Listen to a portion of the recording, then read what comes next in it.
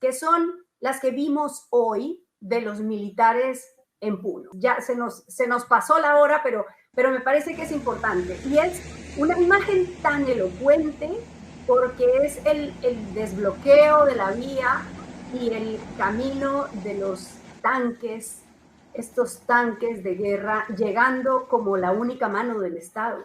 Y estos policías y militares frente a los puneños. ¿Esto está complicando más las cosas o no? ¿Esto es Ucrania o Puno? Esto es Puno. Conflicto agrario y nación en los Andes peruanos. Y este otro, que es el más reciente, esta es una reedición, y la nación radical, de la utopía indigenista a la tragedia senderista. Gracias. José Luis, quiero empezar preguntándole por algo que usted cuenta en el prólogo de la reedición de la batalla por Puno. Usted dice que una compañera boliviana del doctorado le dijo: tu problema es que eres muy limeño, y se lo dijo en los años 80, es que eres muy limeño, y en ese momento usted se sentía peruano, no limeño. Entonces, y quiero que a partir de ahí abordemos un tema que es fundamental para este momento, y es cuando la presidenta dice: Puno no es el Perú. ¿Cómo armamos el concepto de nación peruana? Bueno, para mí es aún más grave. Yo creo que Puno es la prueba ácida de la nación peruana, ¿no? Yo creo que es un examen final de la capacidad de los peruanos de producir esa comunidad integrada a la cual se refería nuestro rector hace unos minutos. Creo que cuando mi compañera paseña me decía: el problema contigo es que no eres peruano, sino limeño, estaba haciendo una síntesis entre geopolítica, poética, lírica, de algo que se siente y que se experimenta cuando uno se da el trabajo de vivir, aunque sea por una temporada, en el interior de nuestro país, fundamentalmente en la zona de la sierra, y más aún en la sierra sur del Perú, que históricamente ha sido parte de un todo mucho más complejo, cuyo centro no estaba en la costa, sino que estaba más en los Andes. Creo que parte de esa introducción es una decisión personal que tomo más o menos en los años 80, que fue, si vas a desarrollar tu interés en la historia política moderna del Perú, ¿de dónde vas a ver esa historia? ¿Desde el centro, continuando con el legado de don Jorge Basadre y otros grandes historiadores peruanos? ¿O te vas a ubicar en algún punto que te permita ver no la posibilidad, porque ya casi vamos a estar celebrando el bicentenario y es el tiempo de examinar qué pasó con la posibilidad, ¿no? O sea, el tiempo de la promesa ha durado suficiente. Y por esa razón estuve buscando por un tiempo dónde ubicarme. Escribí un libro sobre Cusco, y luego fui, para ponerlo en términos muy concretos, invitado a ser testigo de uno de esos movimientos sociales extraordinarios que han ocurrido en el Perú del siglo XX, pero que la prensa no llegó a recoger, que fue la lucha de las comunidades campesinas del departamento de Puno por terminar de desbaratar las empresas de propiedad social, las empresas asociativas creadas por la reforma agraria. Y con lo que me di fue con una dinámica política, con una dinámica social que tenía una capacidad tal que, en circunstancias en que Sendero Luminoso intentó insertarse en el movimiento, ellos dirigieron su organización a impedir que aquello ocurriese y mantuvieron el foco en la lucha por la tierra. Esto evidentemente me colocó en una situación como historiador crítico de otras corrientes que incidían en el siglo XIX, que incidían en la posibilidad republicana, y creo que es por eso que estoy sentado aquí conversando con ustedes, ¿no? Es decir, sí, cómo discutir desde el año 2023 temas que a los historiadores nos han venido preocupando ya desde hace tiempo, porque también habría que decir que mi trabajo no salió del aire, que habían los Heraclios Bonilla, los Alberto Flores Galindo, Julio Kotler, José Matos Mar y muchos otros más que habían escrito al respecto y que fueron evidentemente una fuente de inspiración. Ajá. Perdóname, David, solo para cerrar eso, porque hace unos días entrevistamos y usted menciona cómo fue muy importante la llegada de los pastores, de los religiosos norteamericanos a Puno. Y entonces, hace unos días entrevistamos a una monja, una religiosa norteamericana, y ella nos planteaba un hecho sobre el que quisiera, porque usted ha tocado tangencialmente, que es este tema de Sendero. Ella decía, primero en Puno no quisieron, no aceptaban el estado de emergencia, y se logró que en el gobierno Fujimori se levantara el estado de emergencia. Y ellos se opusieron al ingreso de Sendero, se enfrentaron a Sendero, con lo cual sacaron corriendo a Sendero, con lo cual decirles soy senderistas es una doble ofensa. ¿Por qué no avanzamos un poquito en eso? Mire, yo creo que eso fue lo primero que capturó mi atención. Y evidentemente el siguiente paso fue examinar la estrategia que el Estado peruano estaba siguiendo.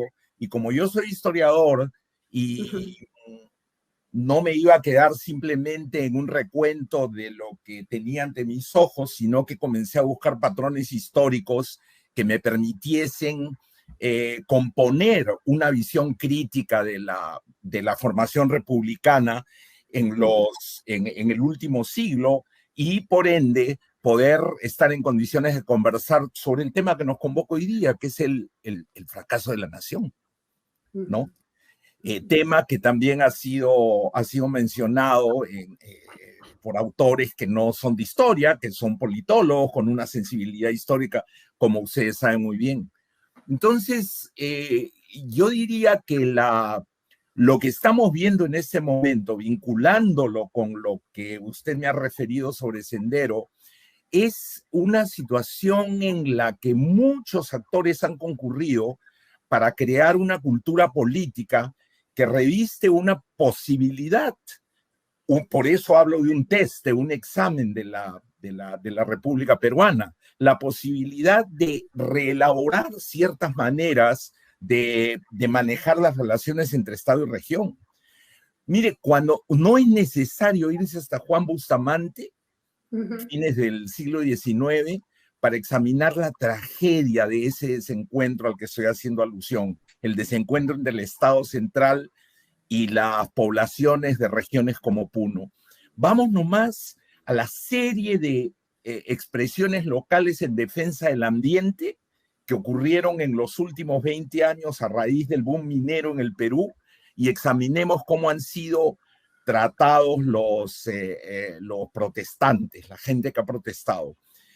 Aquí en los Estados Unidos, desde donde tengo el placer de conversar con ustedes, hay una serie de casos que se usan en clase para mirar los dilemas de la globalización.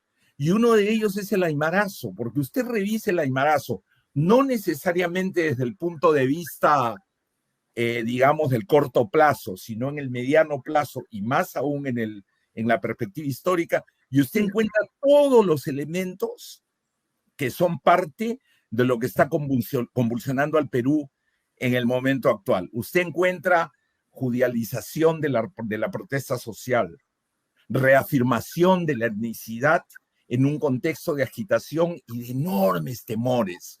¿Qué puede haber más intimidante y más pavoroso para un campesino que la posibilidad de que le envenenen el agua?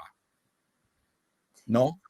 Y cómo la población de un departamento que reúne a más del 20% de las comunidades campesinas del Perú, a propósito, ¿no? Y eso es mucho más que una nota a pie de página, esta reacción, entonces, crea un universo de relaciones de cultura política donde encima, por si fuera poco, el crecimiento de la minería crea una posible combustión a corto plazo. Miren los precios del litio, miren los precios del oro, miren el aporte del sur en las cifras de exportación del Perú, y se podrá entender por qué Puno es un laboratorio en el cual se pueden medir las posibilidades de que la República sea capaz de avanzar en el proceso de consolidar una nación. Y finalmente, vean cuál es la respuesta.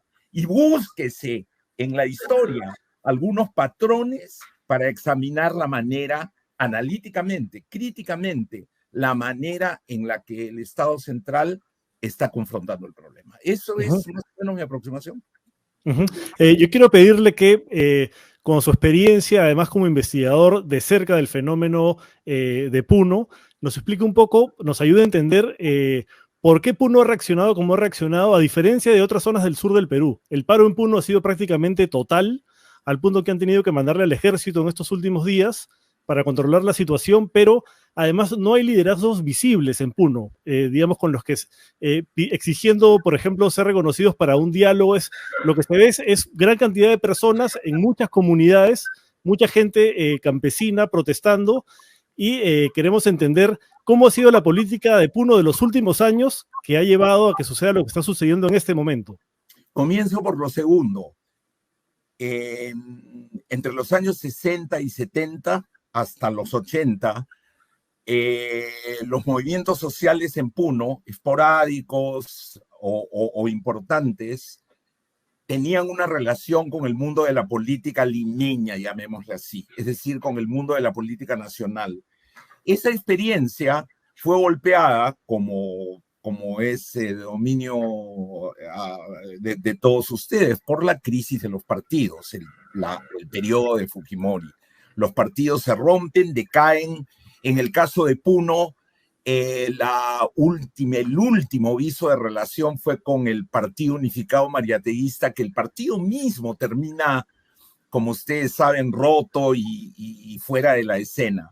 Vino entonces un periodo de búsqueda, confuso, marcado por todos los problemas que existen en el quehacer político regional en el Perú, en el cual ustedes pueden ver una combinación de factores que es realmente alucinante. Y le recomiendo que lea el epílogo que escribió para la segunda edición de mi libro La batalla por Puno, nuestro amigo Paulo Vilca, un puneño muy conocedor de la vida política regional.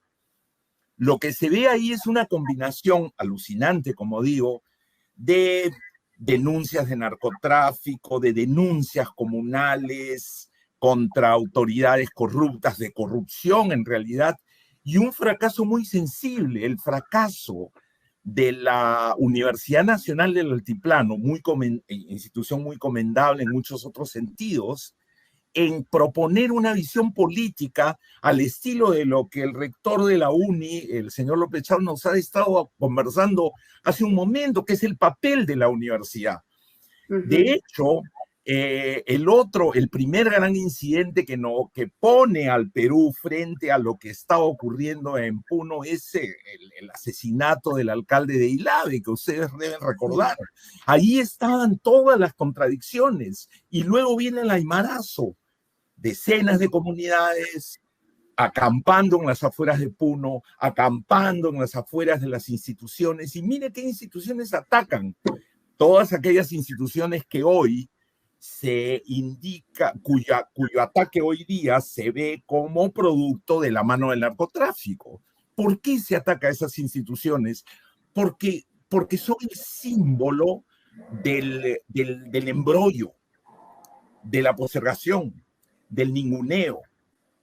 Los antropólogos han escrito largamente sobre lo que sucede en la relación entre campesinos y Estado, y yo no tengo necesidad de refrendar eso. Entonces, lo que sucede es que estamos viviendo dos historias paralelas. ¿Por qué Puno reacciona como reacciona? Mire la cronología de los conflictos puneños: la defensa del agua del río Ramis, el cuestionamiento de la concesión minera en la zona de Chucuito, que se decía que podía envenenar las cabeceras de los ríos, el lago mismo. Y esa es la explicación. Lo que pasa es que no estamos en el momento de la reflexión y yo saludo que hay este espacio en el cual podemos conversar de ideas y no simplemente de qué hacer mañana. Claro. Entonces le quiero, porque usted dice, lo han explicado desde diversos ámbitos de las ciencias sociales, digamos. Esto no es una cosa que nos ha sorprendido. Los cientistas políticos, los historiadores y los propios políticos han reconocido que hay una postergación histórica.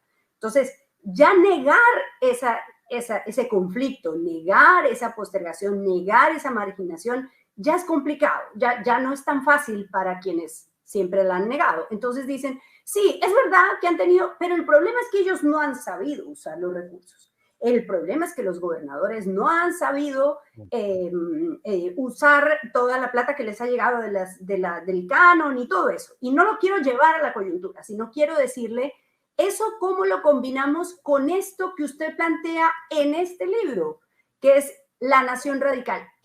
El problema es que este es un país que no tuvo esa revolución indígena que usted plantea, y lo que ocurre es que se quedó un país radical en el que todo es resuelto así. Es me robo su frase última, ¿no? Yo recientemente estaba pensando que en el proceso de países como México, como Bolivia, donde muy temprano vivieron la experiencia de campesinos yendo a protestar a la capital, ¿no? Y pensaba que en México, entre Anenecuilco, el pueblo de Emiliano Zapata, y la Ciudad de México había 87 kilómetros, ¿no? ¿No más? ¿Perdón? ¿No más? Nada más, ¿no? Ajá. Por el camino del Ajusco, la llegada al centro de la capital, ¿no? Y que en el caso de la Revolución Boliviana, en los años 50, La Paz está en el centro de los Andes.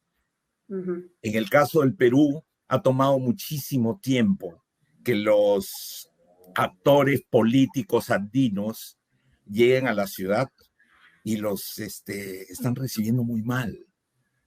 Y fíjense en los efectos, no necesariamente maximalistas, sino también reformistas, tuvieron esas ocupaciones campesinas del centro del poder, esas que en última instancia fueron una manera de decir presente. Es claro que los ejércitos campesinos de Zapata o del mismo Villa, que estaba más lejos, ese Chihuahua, pero que había capturado los trenes, ¿no? Con la División del Norte, que esos ejemplos históricos son fundamentales para discutir la durabilidad del Estado mexicano. Y bueno, el caso de Bolivia es diferente, pero ahí van, encontrando una manera de construir comunidad en medio de terribles y extenuantes discusiones ideológicas. Nosotros tenemos hoy día la posibilidad de poner todos esos temas sobre la mesa y de darle lecciones de historia a nuestra juventud, a nuestros futuros tecnócratas, y tal vez pensar en un sueño mucho más acotado, que es que por qué, en vez de pensar que el sueño de cualquier padre de clase media, de que su hijo o hija pase un semestre en el London School of Economics, ¿por qué no hacemos un acuerdo para que pasen un semestre en la Universidad Nacional del Altiplano y viceversa? Y con ello comenzar a entretejer el país. ¿No? Efectivamente. O sea, yo creo que nación no se construye exclusivamente con grandes gestos heroicos, como era como la retórica indigenista lo proclamaba, sino con actos muy concretos que pasan por el reconocimiento de los tremendos problemas de racismo, clasismo, que nos afectan como sociedad. O sea, si no hay o sea, cuando uno mira al Perú urbano costeño no le gusta mirarse en el espejo de las movilizaciones aymaras, quechuas, en Miraflores, en San Isidro, en el centro de Lima. Les resulta desagradable, impactante. Y en ese proceso, metido en el marco de la globalización, se compran un discurso que la derecha está agitando por todas partes, ¿no? Tenemos que recobrar el control de la narrativa, hemos cedido demasiado espacio. Eso es lo que están diciendo muchos representantes de ese sector político hoy día. Y está bien que lo hagan, porque quizás cuando lo hagan podremos discutir de ideas y no simplemente refugiarnos tras el discurso de algunos militares congresistas hoy, que es básicamente es como escuchar los manuales de la Escuela de las Américas en lo peor de la Guerra Fría. Y no nos merecemos eso. O sea, tenemos una historia muy compleja, muy rica. No nos merecemos estar importando simplemente ideas contrainsurgentes para tratar a nuestros propios ciudadanos. Y yo quería hacerle una pregunta, continuando con el tema de las narrativas que usted mencionaba y esta comparación que hacía con Bolivia, ¿no? El factor boliviano también está presente en lo que está sucediendo a partir de una narrativa construida justamente por el gobierno y por la derecha en el Congreso, ¿no? El Congreso ha declarado persona non grata a Evo Morales, por ejemplo, y la presidenta Dina Boluarte en un mensaje a la Nación dijo que extraoficialmente ella sabía que habían ingresado balas Dundum desde Bolivia con las que se estaban asesinando a los manifestantes. Entonces, dada la proximidad geográfica y cultural entre Puno y Bolivia, ¿qué influencia real puede tener el país altiplánico en lo que está sucediendo en Puno? O, dicho de otra manera, ¿qué representa Bolivia para Puno? Bueno, me alegro que sea usted y no yo quien tiene que ocuparse de esas minucias tan absurdas, dada su condición de periodista. Para mí, esas son ni siquiera notas a pie de página, ¿no? Sino la demostración del trágico desencuentro. Si no fuera por ello, solo cabría reírse. Yo creo que no hay manera de no entender por qué Puno mira a Bolivia. Pero para ello hay que ir a Puno y salirse un poquito de la ruta turística. ¿Por qué no se discute sobre la influencia de Bolivia en Puno cuando se habla de la Candelaria, por ejemplo? ¿No? Y ustedes saben perfectamente a lo que me refiero. Es decir, la Candelaria no tendría la vistosidad ni hubiera alcanzado el boato y la presencia que tanto les interesa por razones obvias a los empresarios turísticos sin ese vínculo cultural con Bolivia, porque en Bolivia hay un cultivo de la indianidad exprofeso.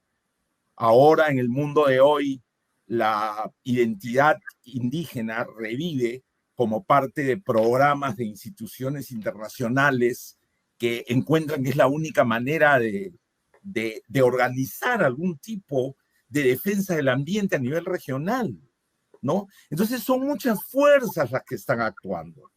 La fuerza de lo cultural por diseño, la fuerza de lo cultural por convicción, el uso de los valores culturales en la arena política, sea por populismo, sea por convicción. Es decir, es una situación terriblemente compleja. Yo he estado revisando últimamente, aunque ya no estoy en el tema, las cifras que dan diversas fuentes de los precios del litio. Es impresionante lo que está pasando con el litio. Y las cifras de las inversiones que tendrían que realizarse en la región puneña para poner en activo esa riqueza minera. Y del otro lado, tiene usted una región en la que la votación por el profesor Castillo fue prácticamente 90%. Exactamente. Eso es un problema estratégico. Yo me imagino los directorios de empresas mineras en Canadá, en Australia, en México, en Nueva York, diciendo, oye, pero fíjate estas cifras, esta es gente radical, ¿no? Sí. Y vamos a meter $2.000 millones. Es la globalidad, esa complejidad entre lo local, que se ve como un relicto del pasado, y lo global, que bombardea, que con esta expansión capitalista fuerte, más aún en este periodo reciente de los últimos 20 años, es el cuadro que tenemos por delante. ¿Y cómo no imaginar que los gestos y las políticas de Evo Morales o del MAS, cómo no imaginar que ciertos discursos demagógicos tengan un impacto en este medio que ha sufrido, igual que el resto del país, un empobrecimiento de la calidad educativa consistente a lo largo de los últimos años? Entonces, ahora, es una situación que nos compete a todos, ¿no? Sí. Se nos acaba el tiempo, pero no puedo dejar de preguntarle por algo que nos comentan y que también es un hecho incontrovertible. Y usted ha mencionado el asesinato del alcalde de Ilave, y también vimos a un policía que murió y que aún no está claro, pero por lo menos su cuerpo está carbonizado. No sabemos si fue quemado vivo o si primero murió y luego quemaron su carro con su cuerpo. ¿Usted diría que son más radicalmente violentos en una zona como Puno? Mire, ¿O qué es lo que pasa que no lo vemos en otros lugares, o sí? El radicalismo del altiplano es un radicalismo que sale desde dentro. Hay que preguntarse qué ocasiona en la visión política de la gente el vivir al borde, con el agua al cuello, constantemente, y no ser escuchado. Nuevamente celebro que sean ustedes los que tienen que lidiar con los cadáveres del alcalde Robles o del policía. Buena fórmula para... Porque yo no voy a sacar conclusiones. El problema es cuando se sacan conclusiones de 2 cadáveres. Claro. Cuando la muerte, la represión y la violencia han sido la norma del Estado peruano para lidiar con los problemas en sus extramuros. Ese es el problema. Yo sé que usted no quiere hablar de lo coyuntural, ya nos lo ha dejado claro, no somos unos testarudos, pero quiero que veamos estas imágenes, que son las que vimos hoy de los militares en Puno.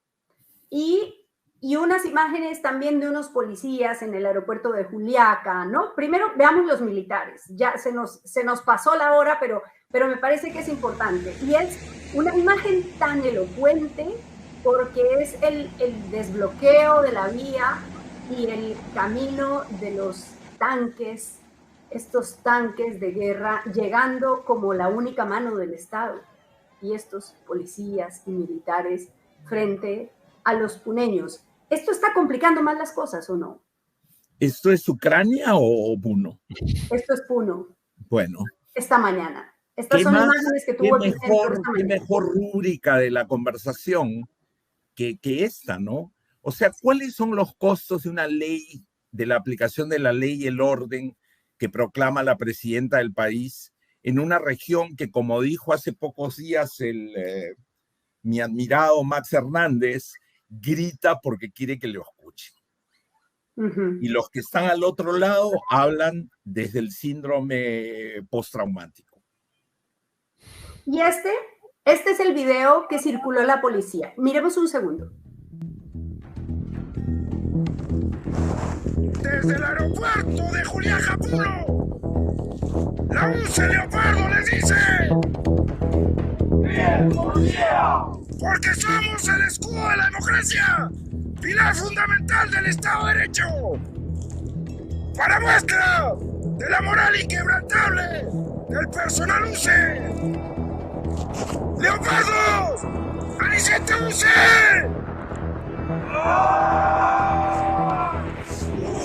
¿Desde cuándo? ¿Hasta cuándo? ¿Y por quién? ¡Policía! ¡UCE! ¡Leopardo! Música en inglés. No, esa canción. Ustedes están conspirando para no dejarme dormir, creo. Mire, el otro día hablé con un amigo desde Puno que estuvo en los días trágicos de la masacre última en Juliaca y me dijo, yo creo que esto ha sido un escarmiento. Yo felizmente no lidio un escarmiento, que se ha querido matar para escarmentar, que se ha querido matar para advertir.